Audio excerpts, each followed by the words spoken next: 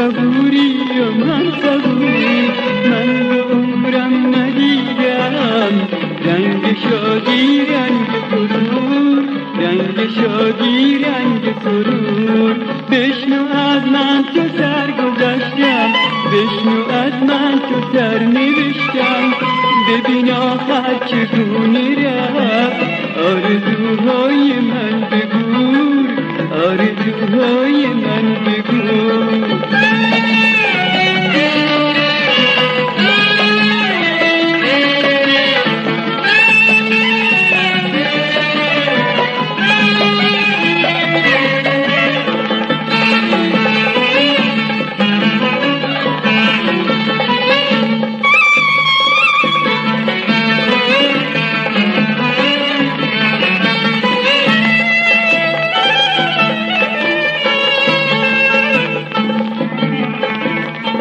اولین عشقم چون پرستویی به اوج آسمان ها رفت، اولین عشقم همچو ابری در میان کهکشان ها رفت، اولین عشقم چون پرستویی به اوج آسمان ها رفت، اولین عشقم همچو ابری در میان کهکشان ها رفت.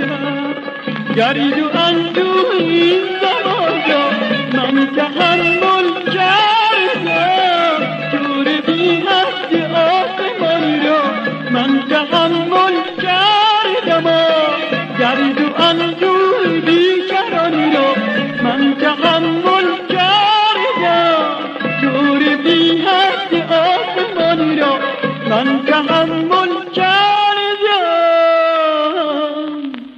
حالا به من بگو ای سنگ صبور، تو صبوری و من صبور، من به عمرم ندیدم رنگ شادی رنگ سرور، رنگ شادی رنگ سرور.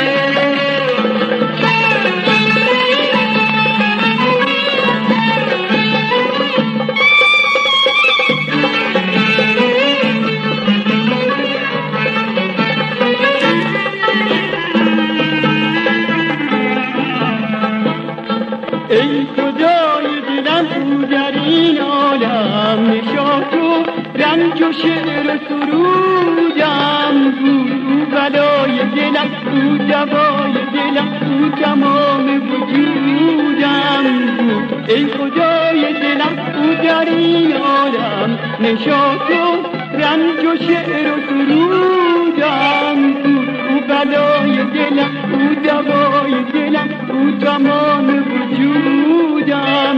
رفت و دنیای گرد و حسرت گر دل من مرده، چون سپندر یا دل آتش او مرا بنشانده.